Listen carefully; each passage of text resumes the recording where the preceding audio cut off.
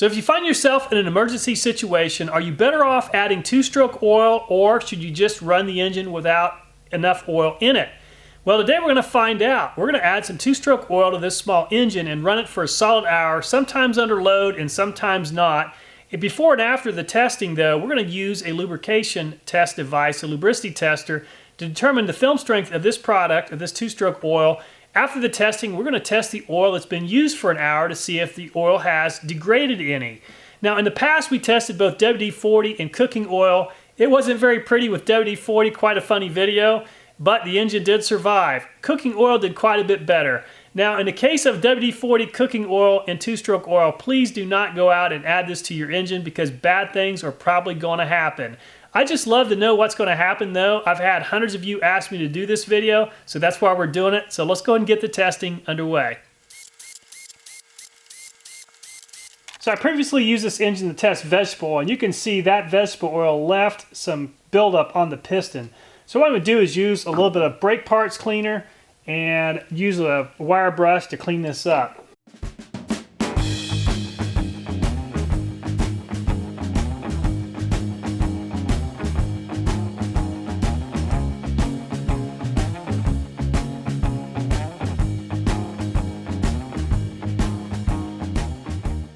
So the first test we're going to do is to use a lubricity tester. Now, this lubricity tester is one that I put together a while back and has provided extremely reliable results. And the reason it's so reliable is because during the testing process, I don't touch the device. All I do is start the machine, give it 30 seconds to do its test, and then I turn the machine back off and I see how much scoring has taken place on the bearing. Now, the way this machine works is this race is going to spin at about 800 RPMs. I'll insert a bearing into the bearing holder, and I'll go ahead and place the weight on top of the spinning wheel race and let this run for 30 seconds.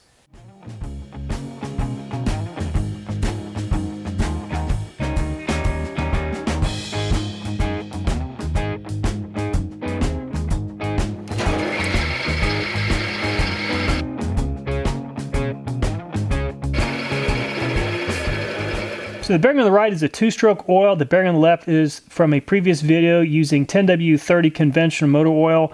These are very close together as far as the amount of scoring. There's a very slight amount of damage more to this two-stroke oil, but again, it's very close. So the temperature inside this freezer is 10 below zero. Oil to the left is two-stroke oil. Oil to the right is 10W30. We're going to find out how this oil flows when it's really cold.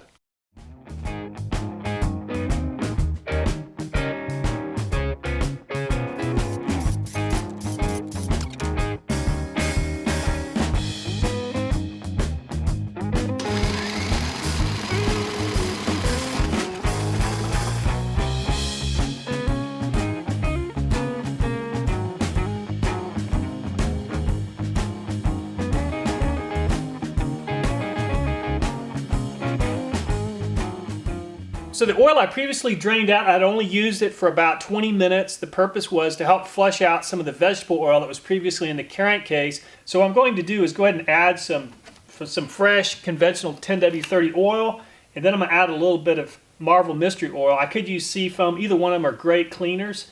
And I'm going to run this for a few minutes, drain the oil, and then we'll go ahead and add the two-stroke oil.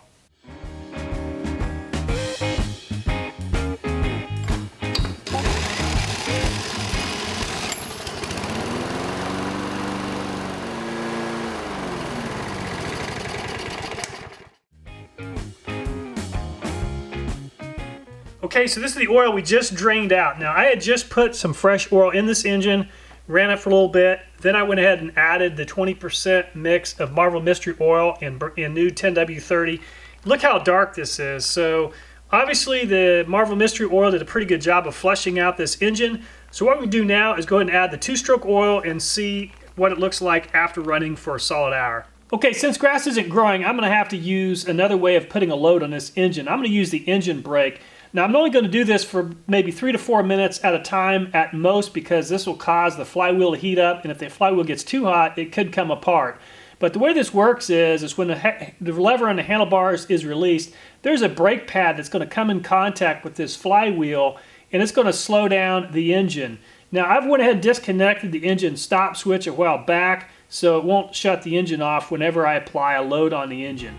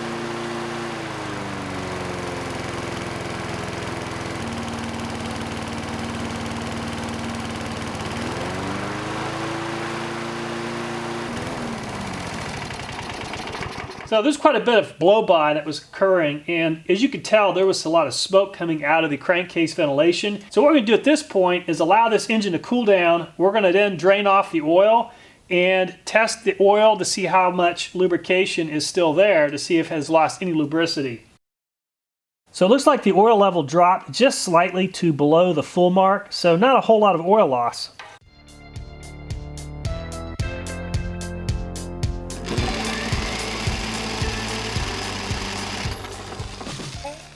So I want to get a clean oil sample for the lubricity test, and then what I'll do is use the drain plug on the bottom to get the remainder part of the oil out.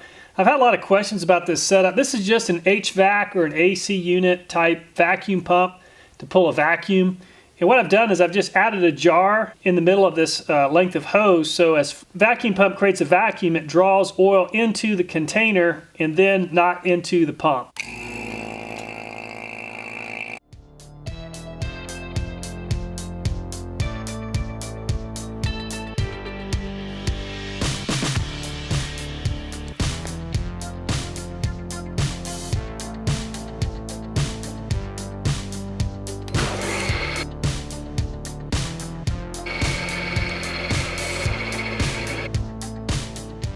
The bearing all the way on the right is the used two-stroke oil. This is the new two-stroke oil, and this is 10W30.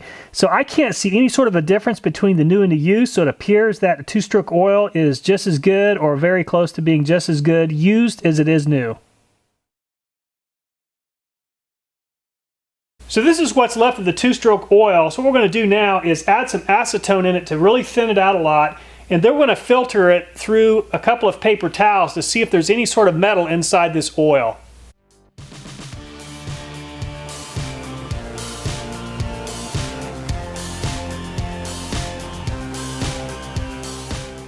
This is the paper towel that I use to filter the oil through. I'm not seeing any sort of visible contamination. That's not to say that there aren't some really fine particles, but there's nothing visible, so no big chunks of steel or aluminum.